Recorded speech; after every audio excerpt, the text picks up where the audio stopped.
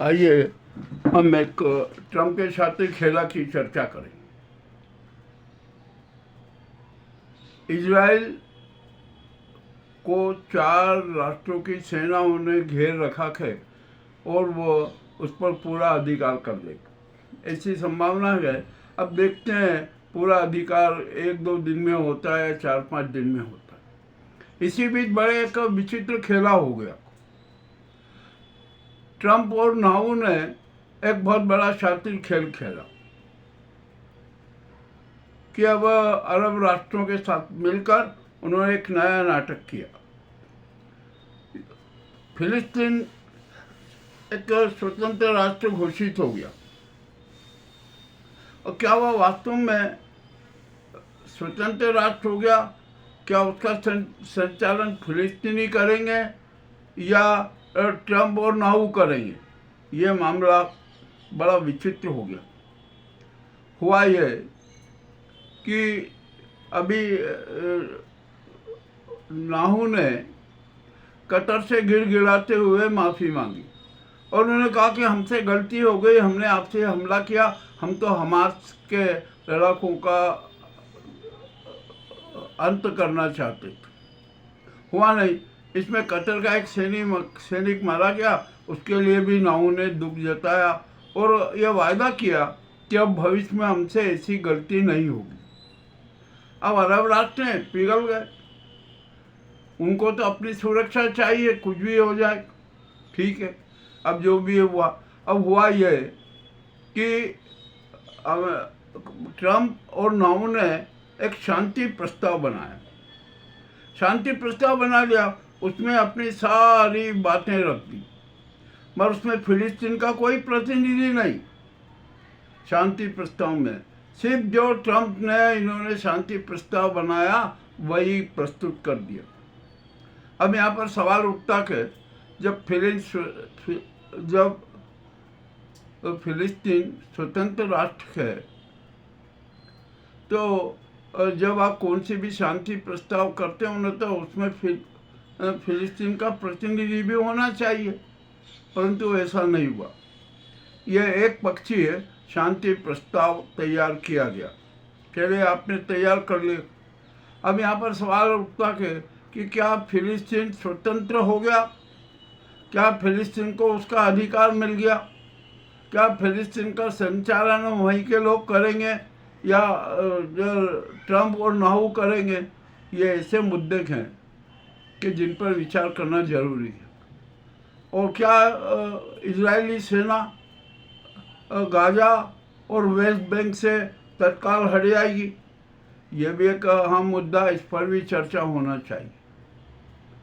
किंतु एक बहुत बड़ा धोखा हुआ है फिलिस्तीनियों के साथ और फिलिस्तीन राष्ट्र के साथ। हम एक लाइन में सबसे पहले तो यह कह देते हैं कि अब फिलिस्तीन चाहे स्वतंत्र राष्ट्र घोषित हो गया हो, किंतु उसका संचालन तो ट्रम्प करेंगे। सारी वहाँ की व्यवस्थाएं ट्रम्प ही देखेंगे, क्या क्या होगा। फिलिस्तीन सरकार को नाम मात्र की होगी ना, जो भी सरकार है नहीं, 1 साल बाद चुनाव होगा, जो सरकार होगी उसको भी कोई अधिकार नहीं मिलेगी। सिर्फ ये नवनिर्माण करो, गटरे बनाओ, सड़कें बनाओ, ये उसके पास में अधिकार रहेंगे। ये शांति प्रस्ताव में वर्णित है, मैं अपनी मर्जी से नहीं कह रहा हूँ, ये कि ये बातें शांति प्रस्ताव में। अब शांति प्रस्ताव में सबसे पहले नाऊ ने कतर से माफ़ी मांग ली। अरब राष्ट्र भी तैयार हो गए, उन्होंने माफ़ कर दिया नाऊ को। अब चले, ठीक है, नाऊ ने एक समस्या से तो निपट लिया और इतना प्रॉमिस कर दिया कि अब वो कभी भी कतर पर हमला नहीं करेंगे। ठीक है, हो गया ये बात। अब यहाँ पर प्रस्ताव में अनेक बातें आई। क्या गाजा और वेस्ट बैंक से इजरायली सेना एक मुश्त में वापस होगी? ये भी सवाल खड़ा हुआ है, इसका कोई जवाब नहीं। वो भी वापसी किस्तों में होगी और कब होगी, कैसे होगी, इसका भी कोई खुलासा नहीं। ये हो गया। अब वहाँ पर फिलिस्तीन में एक सुरक्षा जोन बनाया गया। उस सुरक्षा जोन में इजरायली सेना रहेगी। क्यों भैया, आप क्यों वहाँ पर रहोगे? आपको तो तुरंत हट जाना चाहिए, इस शांति प्रस्ताव में ऐसा होना था, किंतु ऐसा नहीं हुआ। अब ये भी बड़ा विचित्र हो गया। अब यहाँ पर तीसरी बात उसमें आई कि हमास को उसने जितने भी बंधक बनाए रखे हैं ना, उनको तत्काल रिहा करना पड़ेगा। और जब वो रिहा कर देगा तो जो इजराइल ने 7,000 फिलिस्तीनियों को बंधक बना रखा है ना, उसमें से वह 1,000 को छोड़ देंगे। अरे जब आप यदि हमास सारे बंधकों को रिहा कर देता है तो इजराइल को भी जितने भी 7,000 जो फिलिस्तीनी बंधक बनाए हुए हैं उनको भी एक किस्त में ही रिहा करना चाहिए, किंतु ऐसी शर्त नहीं है। मामला बड़ा विचित्र हो गया। आखिरकार ये शांति प्रस्ताव कैसा, ये एक पक्षी शांति प्रस्ताव क्यों बनाया गया? और यहाँ पर तो ये इस शांति प्रस्ताव से स्पष्ट हो गया कि फिलिस्तीन आज़ाद राष्ट्र नहीं रहेगा। नामधारी राष्ट्र जरूर हो गया, किंतु वो आज़ाद राष्ट्र नहीं रहेगा। उसको कोई अधिकार, विशेष अधिकार नहीं रहेंगे, मामूली अधिकार रह जाएंगे। चुनाव भी 1 साल बाद होंगे। वहाँ पर जब ये गाजा और सब इसका हो जाएगा, निर्माण हो जाएगा, सब कुछ व्यवस्था हो जाएगी, उसके बाद में चुनाव होंगे। ये भी मामला बड़ा विचित्र हो गया। अब यहाँ पर सवाल उठता है कि अरब देश ने यह एक पक्षी शांति प्रस्ताव क्यों स्वीकार किया, जबकि उनको करना नहीं था। फिर तो अब कर लिया, क्या करें? ये इसका मतलब ये हुआ कि ट्रंप और नाहू के शांति प्रस्ताव रूपी गुगली में, उसके जाल में सऊदी राष्ट्र भी फंस गए, उलझ गए। और ये ट्रंप है ना, कब पलटी मार देंगे कुछ भी नहीं कर सकते। वो होना तो ये था शांति प्रस्ताव में कि हम युद्ध बंद करते हैं, युद्ध समाप्ति की घोषणा करते हैं। गाजा और वेस्ट बैंक से इजरायली सेना की तत्काल वापसी करते हैं। हमास सारे बंधकों को रिहा करे, हम सारे बंधकों को रिहा कर देंगे, परंतु ऐसा कुछ भी नहीं। अब यहाँ पर होगा क्या? यहाँ फिलिस्तीन का भविष्य क्या होगा, कैसे चलेगा, जब वहाँ की जनता ही अपने राष्ट्र का संचालन नहीं कर सके, उसका संचालन ट्रंप गैंग करेगी, तो ये कैसी आज़ादी? मामला बड़ा विचित्र है। अब ये तो अरब राष्ट्रों को सोचना है कि क्या इस शांति प्रस्ताव को स्वीकार किया जाएगा नहीं, किंतु अरब राष्ट्र है ना, बहुत चाहते हैं। वे अपनी सुरक्षा के लिए इस एक पक्षी शांति प्रस्ताव को भी स्वीकार कर लेंगे। अब क्या होता है क्या नहीं होता है देखेंगे। अब यहाँ पर जो 4 राष्ट्र हैं वो तो शांति प्रस्ताव को स्वीकार करेंगे नहीं, और स्वीकार करेंगे तो उनकी अपनी कंडीशन पे होगा। अब चारों राष्ट्रों के लाखों सैनिक इजराइल में घुस गए हैं, वो उस पर अधिकार करना है। अनेक वहाँ शहर बर्बाद हो रहे, ये हो रहे। और जिस दिन इन चारों राष्ट्रों की सेना का इजराइल पर कब्जा हो जाएगा ना, तो उस समय एक फिर से शांति प्रस्ताव बनाना पड़ेगा। और शांति प्रस्ताव की शर्त यह होगी कि हम इजराइल से चारों राष्ट्रों की सेना जब भी हटेगी कि इजराइल सेना गाजा से पूर्ण रूपेण और एक साथ हट जाए।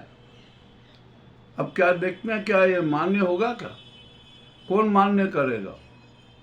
और ट्रंप इस बात को स्वीकार नहीं करेंगे। वो तो कहेंगे कि जो हमने जो शांति प्रस्ताव रखा है उसको मान्य कीजिए, परंतु अब ऐसा होगा नहीं। तो हम यहाँ पर फिलिस्तीन मुद्दा जो है ना, ये बड़ा उलझा हुआ लग रहा है। एक शांति धोखाधड़ी का मामला रख रहा है। फिलिस्तीन को जिन 149 राष्ट्रों ने मान्यता दी है ना, वे भी भ्रमित है। ये शांति प्रस्ताव उनको भी भेजना था जिन्होंने मान्यता दी, और इसको सार्वजनिक करना था, और जो उसमें पूरे सुझाव आते ये आते हैं, उसके बाद में शांति प्रस्ताव बनता। अब आप एक तो सबसे पहले तत्काल युद्ध विराम कर दीजिए, गाजा से आप अपनी सेनाएं तत्काल हटाइए, मगर आप हटाएंगे नहीं, वहाँ पर नियंत्रण रखेंगे सुरक्षा जोन बनाकर इजरायली सेना के लिए। ये भी कैसा शांति प्रस्ताव है भाई? जब फिलिस्तीन स्वतंत्र राष्ट्र हो गया तो आप एक स्वतंत्र राष्ट्र की सीमा में आप अपनी सेनाएं कैसे रख सकते हो? और आप में किस प्रकार से विश्वास कर ले कि आप फिर हमला नहीं करोगे, फिर आपकी नीयत ना बदल जाए? ये भी तो संभव है ना। तो ये जो अभी जो ट्रम्प और नाहू ने जो शातिर खेल खेला है ना, वो बड़ा विचित्र है। उसको गंभीरता से समझना पड़ेगा।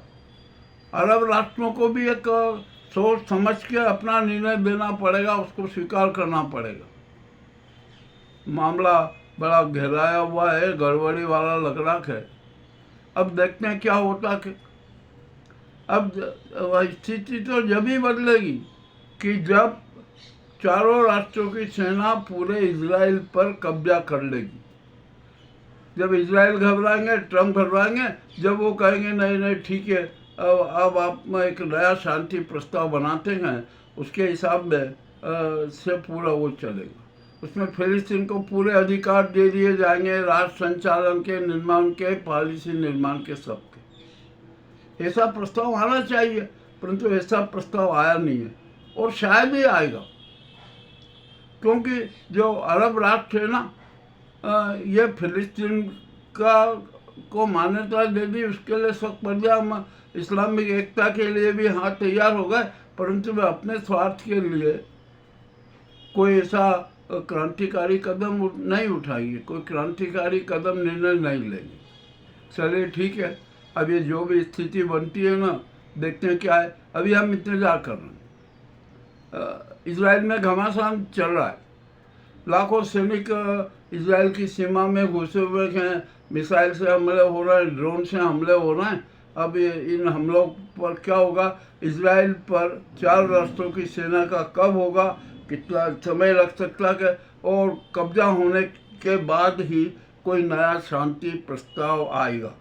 शांति प्रस्ताव बनाना पड़ेगा, और वो शांति प्रस्ताव वो अमेरिका वो नहीं बनाएगा, यूएनओ को बनाना है, राष्ट्र संघ को शांति प्रस्ताव बनाना है, खुले रूप में बनाना पड़ेगा। उसमें दोनों पक्षों को अधिकार भी मिले, दोनों पक्षों के साथ न्याय हो, ऐसी व्यवस्था करना पड़ेगी।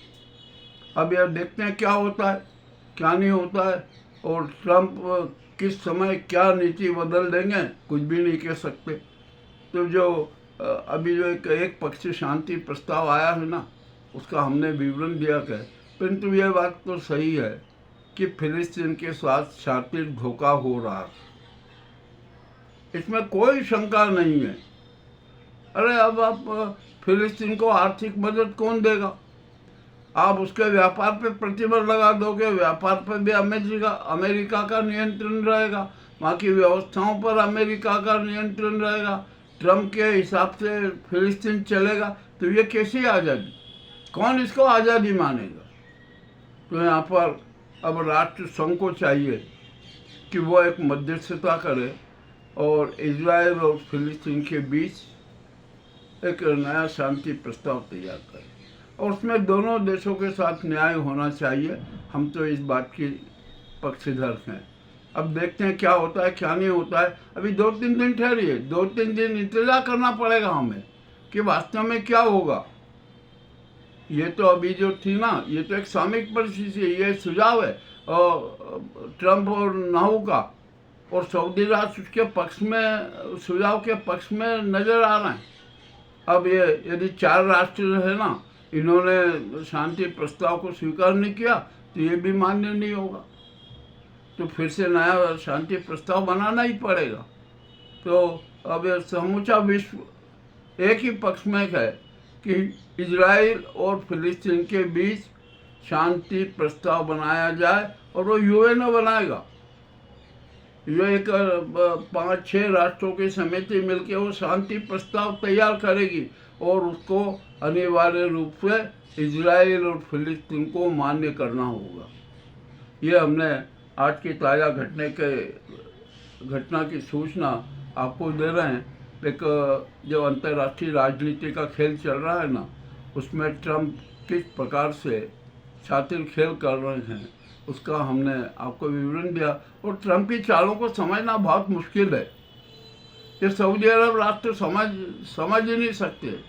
कि ट्रंप किस प्रकार की राजनीति करते थे। जो भी हो, अब क्या कह सकते हैं, अब सिर्फ हम इंतजार ही कर सकते हैं, प्रतीक्षा कर सकते हैं शांति प्रस्ताव की, शांति वार्ता की और नए शांति प्रस्ताव की। आपको हमारी जो ये एक रिपोर्ट है ये कैसी लगी आप हमें अवश्य बताएं। बहुत बहुत धन्यवाद।